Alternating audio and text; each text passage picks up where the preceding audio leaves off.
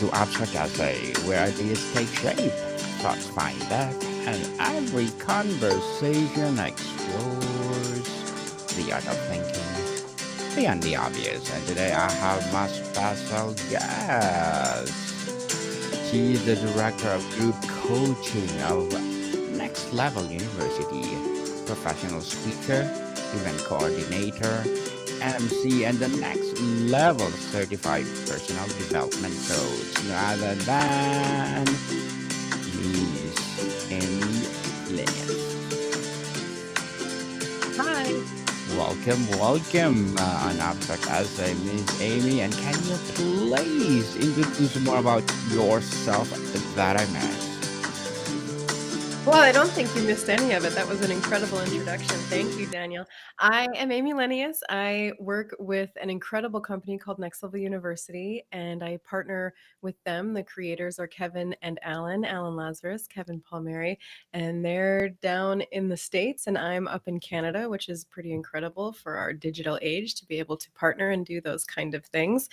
But I started out as their MC and then got asked to be their live event coordinator and come and help them run these incredible live events that they do dedicated to success and personal development and growth. And then it proliferated from there. I got to start coaching and group coaching with them. The three of us run group coaching together. And I now have my own one on one coaching practice through them. We do things like book clubs and free monthly meetups. And we're just all dedicated to giving as much value to the world as possible as far as your version, your individual version of success and helping you get there, and through the lens of personal development, getting you there. Individual success. I like that, Miss Amy. And thank you so much for sharing your knowledge and wisdom to the world. And let's talk about the three pillars of fulfillment: self worth, self belief, and consistency. In your experience, which of these three pillars is most often the foundational one that, when strengthened, makes the others easier to build upon? Self belief, for sure. So, of the three, so we call these the three pillars of success, which, if you're successful in the ways that matter to you, lead to fulfillment. But the self belief, so the more proper term for self belief is self efficacy. But self belief is what you believe you are capable of achieving in the external world. So, how competent you believe you are, how capable you believe you are, what kind of capacity you feel you have.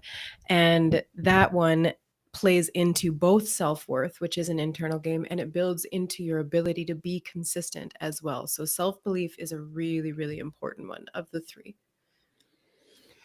How do these three pillars fuel each other? For instance, does a small act of consistency build self belief, which is then reinforce self worth? Definitely. So, being consistent helps both your self belief and your self worth. And you need the self belief to be able to start both. So we have what we call the pyramid of self worth. And at the very bottom of it is self belief, which is basically keeping the promises you make to yourself, is the very bottom of that pyramid. And a pyramid can only go as high as the bottom is wide and solid. And so it is built based on your ability to keep the promises you make to yourself, which is how we build self belief, is to say you're going to do something, get it done, and then have a little moment of acknowledgement that builds it into your identity that says, hey, I said I was going to do this thing. I did it. Like, nice, good for me. However, you want to self celebrate. That looks different for everybody. I have some very extroverted people who do a little dance, and then I have a little more introverted people like myself where we just have a moment of like, okay, nice, I did the thing, on to the next. And so that's what self belief is: state, prove, self assign. Say you're going to do it, get it done. Self assign, self celebrate into that. And the basis of self worth is building on your ability to keep the promise you make to yourself. And your ability to be consistent is based on the belief you have in the thing you're trying to be consistent in. So you need to assess before you can even be consistent. The first step of consistency is assessing how much belief you have in the thing that you are trying to be consistent at. Do you believe it's possible? Well, yes, I'm sure you've seen it out in the world or other people getting it done. Do you believe it's possible for you? That's a whole nother layer, and you have to sit with that. And what is your answer? And then, do you believe it's going to be worth it? Do you believe it's going to be worth what it's going to take to be consistent at this thing every day to get the result? And that's how you build the platform of consistency. And there's steps to each one afterwards. Same with self worth. Very well said and empowering, Miss Amy. Totally, totally empowering. I hope I have always a guest like you. What is the biggest misconception people have about self worth? Do many confuse with arrogance or believe it must be earned through achievement? Oh, it's both, unfortunately. And those are actually two what I would consider negative factors of self worth. So, arrogance comes when you have inflated self worth, when you believe you deserve more or are worthy of more than you've actually been able to build yourself up to yourself. That is where arrogance can come in inflated, inauthentic self worth. And then the other aspect of it, like you said, does it come from kind of external validation? Now, it can, but where it gets dangerous is if that is our only source of self worth. And I see this a lot, let's say, in the women I work with. Externally, our worth as women is only based on, is she a good mother? Is she a good daughter? Is she a good wife? Is she a good community member? Does she volunteer at her kids' school? It's all very external and based on who we can be for someone else, which is okay. It's okay for us to feel good and worthy and get that boost from those things if they mean something to us, but true self-worth needs to come from inside and then proliferate out, not only come from external sources, because then we're chasing superficial things all the time to feel like we're worthy in this world, and that can get a little mucky. A little monkey. I like that. How will you distinguish between self worth and, well, self belief? Why is it Mhm. critical to have both? To have both. I love this question. Good question, Daniel. I know it's important to have both, not only with my own journey, but based on all the people I have worked with. I deeply have seen that you will meet the level of each one of these pillars. You will always reach the ceiling that you are at of self belief, self worth, and your ability to be consistent. And so it's really important to be able to grow all three. And we always want to do it small, sustainably, and in a way that's going to keep us going and where we can leverage the compound effect. But the difference, so let's say, Daniel, with enough time, energy, and money, you had all the time, energy, and money in the world to build a house. Yes. What is your belief of if you could build that house, brick by brick, taking it out, building this beautiful home for yourself? Right? With enough time, energy, and money, people feel like they could do that thing. What is the level that you feel like you could do that thing? And again, we're just using a house as an example. You can do any habit, any goal that you're setting your mind to. But the house is just this external representation. So now you have this external frame. You've built this thing, you've invested your time into this external achievement. Self worth is the internal game. Self worth is how well are you taking care of that house and maintaining it once it's been built? Who are you allowing to come in and spend time in this beautiful home you've created? Do you allow them to come in with their mucky boots? Do you allow them to spill red wine on your carpets? How are you treating it and letting others treat it? Self worth is that internal game versus that external achievement. On the self worth, the bedrock or the foundation, where does a stable sense of self worth truly come from? Is it something we can build internally, or are we forever shaped by early external validation? I love that. So, what's really exciting is all of these things can be built. There's no label that says, oh, I was born with this amount of self belief and this amount of self worth, and I'm not a consistent person, and that's who I am forever. All of these things can be built and they can continue to be built. It's one of those ever climbing mountains. You never really reach the top, you never actually arrive. This is one of those striving versus arriving types of achievements. You can always deepen your ability to achieve things externally. You can always deepen your well of self worth. And you can always continue to be more consistent by expanding your capacity through the practice of being consistent. So you can grow these things, absolutely. And like we said in the beginning, self belief is a really important piece of all three. But self worth, if you want the other four layers of the pyramid, is again at the bottom. Keeping the promises you make to yourself, that's self belief. You want to be able to hold boundaries. Boundaries is a really important one. You need to learn to assess what those are for you and how to put them in place, not only against yourself, but with others. And unfortunately, I see a lot of things, especially on social media and the internet nowadays.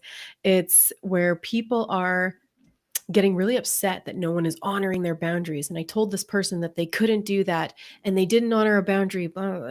That's not a boundary. You're trying to control other people, and we True. literally can't do that. You're trying to set a rule. Rules dictate other people, and they're only followed to the level of the people's ability to do so or desire to do so. A boundary dictates you because at the end of the day, that's the only thing we actually have control over. We can have influence over other people, but we can't control other people. So, Daniel, if you started yelling at me on this interview, let's say, and I said, Daniel, you can't talk to me like that. Knock it off. Stop it. Stop saying that. Well, you kind of still can. You can still say whatever you want. I can't do anything about that. But if I said, Daniel, if you choose to continue to speak to me this way, I am going to turn off my screen and leave this interview. That's a boundary because I have control over that. I control Mm. myself. So, where can you learn to set boundaries in your life for what is most aligned with you? And especially if you start having high goals, boundaries are going to be very, very important because you need to be able to dictate the person's places, things, and ideas that go along with that goal or don't. And so boundaries really are important there. The next layer is social courage. Courage in general, but social courage especially, because it takes courage to set those boundaries. It takes courage to grow and expand and deepen yourself as a person and to achieve more and do more and be more. And sometimes that's really hard in social settings. And so it's important to start practicing who you are around other people. Laugh when it's funny, don't laugh when it's not, right? Those types of little things. Who are you and how well can you sit in that in all circumstances? The next is investing in yourself. Oh, sorry, go ahead. Yes, go ahead, go ahead. Okay, I'll do the last two. The next is investing in yourself. So if you're listening to this podcast right now, that is an investment into yourself. People think that investing in yourself needs to be these elaborate, expensive things, when in reality, you can listen to free podcasts every day. You can listen to audiobooks. You can put time into your fitness. You could take extra time on your skincare, what herbs you're putting in your tea. That's one of my favorite self care moments. There's so many things you can do to invest in yourself, and I urge you to do it every day. So pick something small where you're doing something for yourself every day. That's going to build your self worth because it helps you believe that you're worthy of being taken care of investing into, especially with learning more, expanding, all of those things. And the last one, the tip of the pyramid, is comparison. Yes. Comparison can be a really awesome thing if you're using it for inspiration. But comparison can also be detrimental if you're using it in a way that is crushing your self belief, your self worth, your opinion of yourself because you see someone doing something that you want to achieve, but maybe can't, or they're in just an entirely different circumstance than you. It's me watching someone who's 20 years old who lives in a apartment building with a gym downstairs, and she is crushing her 3-hour morning routine because she has no kids and she can just do all these incredible things right from her building because she lives in the city. And I'm like, oh, why can't I have a morning routine like that? And then me getting down on myself when in reality I have children. I'm pushing 40. I live in the country in a tiny town that doesn't even have a gym. I'd have to travel about a half hour to get to the closest gym. So I that is a detrimental comparison to me. Whereas if I can find someone on Instagram who's, let's say, ahead of me, maybe she's in her 40s and she's done really well to crush her fitness, and she also has kids and works from home or does home workouts, that is someone I can be inspired by and actually look up to and say, oh my gosh, if she can do it, so can I. So there's very different nuances there. But are you comparing apples to apples? Have a healthy level of comparison with people with similar core values, similar goals, similar lifestyles as you, and then you're doing it for influence instead of detrimental. And those are just some ways that you can start building self worth.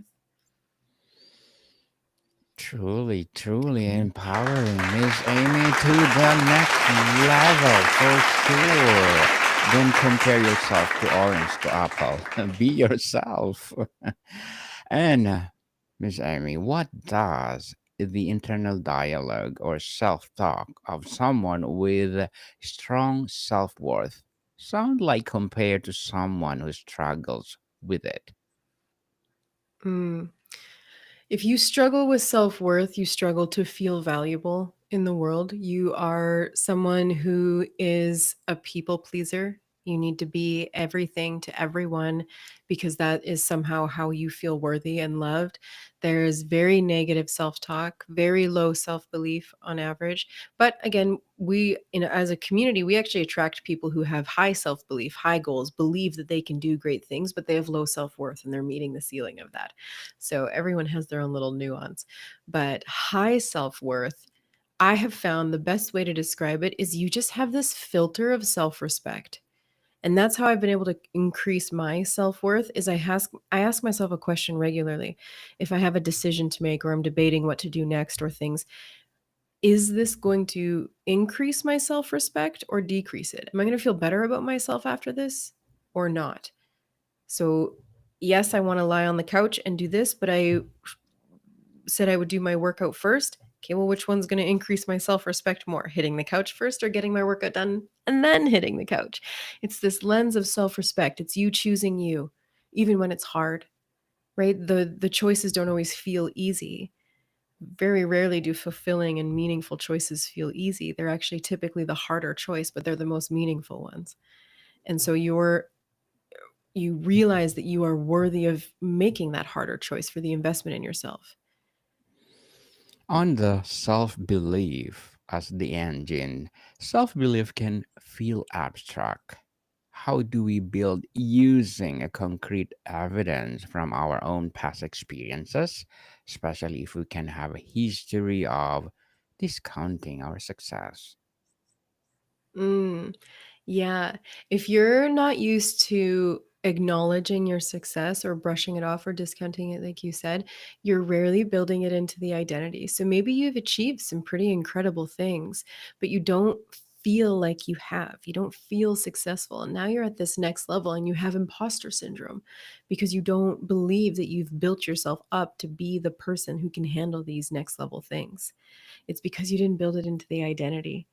So you're getting the things done, but you're maybe not assigning it into the identity. You need to genuinely take that moment to acknowledge that, hey, I did this thing every time. Every time. Hey, I said I was going to send out 10 emails today. I sent out 11. Nice. Hmm. Awesome. I sent the 10 out I said I was going to do. I did an extra one. But people who have really low self belief, I actually get them to run this formula of state, prove, self assign for the smallest things that they are doing in their day. I get them to do it with the laundry, with brushing their teeth, with everything. Because if you can give yourself credit for the things that, again, you should, and I use that in air quotations, you should or need to be doing every day, those are not just nothing things. Those are important things. Those are self care things. Those are taking care of your home, your family, making meals. If you can give yourself a self-belief boost every time you do those things, it won't be as hard to accept and give yourself the boost when major exciting things come along. You're going to feel worthy of doing them. You're going to feel that belief come up. So the more you can state, prove, and self-assign, the more belief you're going to have and the more identity you're going to build along the way. Miss Amy, fake it till you make it. What is your perspective on this common advice? Can acting as if you believe in yourself actually build genuine self belief, or does it risk being inauthentic? Mm, it's different for everybody. For some people, it really works. For others, it's almost detrimental. It's almost like how affirmations work. If you are looking in the mirror and you've been told to say these affirmations, I am so successful, I am this, this, this, and this. But if you have that part of your brain that's really loud that comes in afterwards and says, no, you're not. I am so successful. I am this. It's like, no, no, you're not. True. Okay. So then we just need to create a little bit of different verbiage there. I am becoming. I am becoming a version of myself who can do XYZ. I am becoming successful in this thing. We need to get more specific and we need to acknowledge that we're on the journey. We haven't arrived at that thing yet. Mm, So, that I deeply believe is very based on levels of self belief. If you have very high self belief, you can say, oh, yeah, I'm absolutely going to do this thing. It's done. It's already done in my mind. Done. It's not as yes. detrimental if you already have the belief. So if you have really low self-belief, saying things like that seems like you're going from 0 to 10. So we need to make sure you're going from 0 to 1, 0 to 2 at the most, and then 2 to 3, 3 to 4. If you have low self-belief, it's really important to start from the ground up. And so that one is very nuanced for depending on where you're at. On becoming a great podcaster like Miss Amy, for sure. So, what is the relationship between talking calculated risks and building self belief? And how do we know which risks are worth taking to grow? Sometimes we don't know until we do it though, right? So that's depending on as well. So it depends. So if you, I mean, on the screen right there is the three of us, and I actually strongly dislike that they use this picture. So this is the live event that we just did. So I always fly down to the States and we all get together and we do this live event.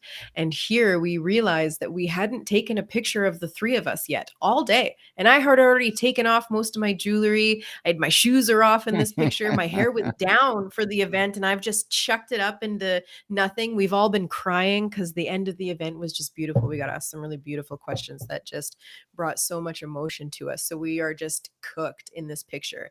And my husband says it looks like we're a part of like some sort of dental office. I don't know. But It every looks time I great. see this picture, oh, thank you. Every time I see it, I'm like, gosh, next year we are getting professional pictures of the three of us because I can't even. So with this, now I'm distracted about the dental office photo. What was the Alan, the brain, thank you. The I was like, right. why was I looking at the 3 of us? So Alan's brain is incredible. Alan is a computer engineer, business major. He can think like 50 years out. It's wild, this True. man's brain and his ability to future pace. So I think it's based on how you are wired to work. So like Kevin and I, we think short term better on average. The three of us work really well together that way, but because I can do a little bit of both, and Kevin's really short term, Alan's really long term, and we're both learning. Like all of us are learning to be both. Alan's learning to be more micro and short term. Kevin and I are both learning to be more macro long term. So it really depends. But I think if you struggle to see all the way out, or if you struggle to see the big picture, it's just really important to say what's the next most important thing? What's the next most achievable thing for me? What's the next thing that I desire? Say you've reached a certain level in your health, or maybe you want to start reaching a certain level in your health. What's the next most important step? And if you don't know what that step is, there are so many people out there willing to help you who are ahead of you in that thing. No one who is ahead of you on the journey that you are on, whether it be health and fitness, success, monetary wise, relationships, if you're looking into wanting to have a healthy marriage, healthy relationship, healthy parenthood, anything, anyone who has done the work and is ahead of you in that will never say anything negative about your goal. So if you have people around you who are speaking like, "Oh, you don't want to do that," or "Why would you do that?" or this and this and this, they're probably not ahead of you on that goal, and you don't want to be taking advice from those people. So if you don't know what that next step is, reach out to people. I mean, there's people all over the internet with the goals that you have or the achievement or the success that you want, and I guarantee you they'll do what they can to point you in the right direction. Not everybody. Some people some people are not nice, but if they have actual success and they're actually heart driven and dedicated to helping others do what they have done, there will be some sort of value there for you. Yes. Yes, for sure. On consistency as the bridge, we often think of consistency in terms of a massive discipline. How can we refrain it as a showing up in a small, sustainable ways that compound into tremendous results over time? Hmm. We have 5 steps, 5 steps of consistency. And the first one, like I said earlier, is self belief. What is your belief in your ability to do this thing? How high is it?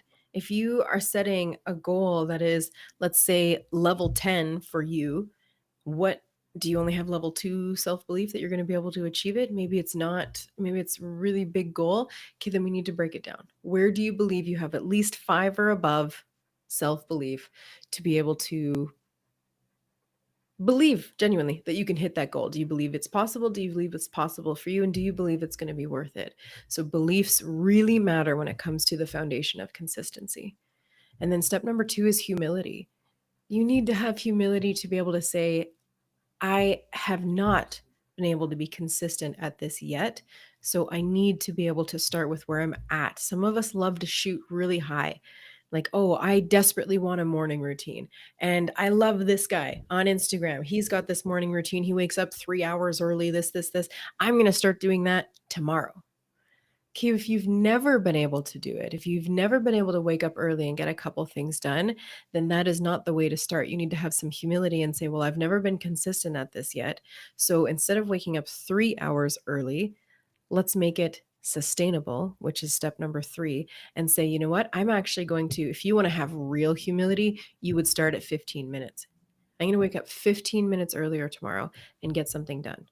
Because if you jump from waking up whenever you want or at 8 a.m., let's say, and then you start to jump back to like 6, 5 a.m., you're going to last 3 days, hate your life, and then convince yourself that this is not for you or that maybe you're the problem. I can't do this. Why can't I be someone who can wake up early? No, you set yourself up for failure instantly. It wasn't sustainable. But if you can do 15 minutes, if you can be humble enough to do 15 minutes for a couple weeks, and then add another 15 minutes and then another as time progresses, you will become someone who can consistently wake up early and get stuff done. But you have to set yourself up for success in a sustainable way. So, sustainable, if you can't do it every day, it's not sustainable. So, you need to make it small. The habit needs to be small to begin with until your capacity expands and you can increase the goal or increase the habit or increase the time frame, whatever that looks like. And the next is adaptability.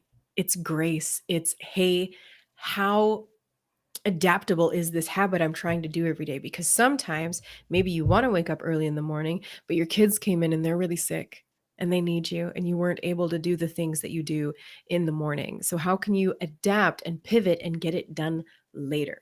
How can you have a bare minimum version of this habit? Because sometimes you just need to check the box. It is so important to be able to do like a half-ass job every day rather than getting it done perfectly a couple times a week. The compound effect loves daily. You need to be able to leverage something daily. I would bet on somebody all day who can give me consistent 30% days over someone who gives me spotty 100% days. So, what is your adaptable pivot version of this habit where you can, if you're ready to go to bed at night and you haven't done the thing, you just have to check the box. What is it? And just get it done, bare minimum. And then, of course, on days where you have all the time, all the energy, do it better. But some days we don't have that. Some days we have to be very reactive instead of proactive. So, check the box. And number 5 is grit. Sometimes it's been a really chaotic day, but you said you were going to do this thing and you're committed to doing this thing every day. You have to just grit it out and get it done. It's kind of that like F your feelings moment. You have to put your feelings aside and get it done. Because at the end of the day, unfortunately, success does not care about your feelings. You, as the human, need to care about your feelings. That is your job, absolutely. But success itself does not care. It's based on whether you can do the thing or not, and how often can you do it, and how well can you do it. And so sometimes it just takes grit because we don't have feelings of motivation and discipline every day. We just need to pull up some grit and get it done. And that's how you can be consistent. Miss Amy again. Empowering, and truly, truly amazing and inspiring. When these three pillars are strong and working in harmony, what does fulfillment actually feel like on a day to day basis? Yeah, when these three pillars are thriving, you believe that with enough time and energy and all the tools that you need, you can achieve something. You have enough humility to understand that it's going to take time, but you have enough belief that if you keep doing the things consistently, it's going to happen regardless. You have no variables that you believe can take you from this goal. Obviously, life happens, stuff happens, but you believe in yourself enough that you can make the pivots necessary to still reach the goal. And so these three pillars lead to whatever your version of success is. Again, success is subjective. It really is. Success to somebody means something different to somebody else. Maybe you're just looking to have success as a family and in your household and as a mother and as a parent, and that's what success means to you. Amazing. For others, it's chasing entrepreneurship, building a certain level of wealth. Amazing. If you can implement these three things while building self worth, becoming yourself, diving deep into boundaries and self awareness and things along the way, and build a life around passion, purpose, you're going to be fulfilled. And again, fulfillment doesn't mean easy. I think people confuse fulfillment with happiness. Happiness is just it's this beautiful feeling that we get, it's this fleeting kind of thing. But fulfillment is different. Fulfillment is deeper. Fulfillment is sometimes making the harder choice, whereas happiness is like, oh, I'm not going to do that hard thing. I'm going to go be happy over here for a little while.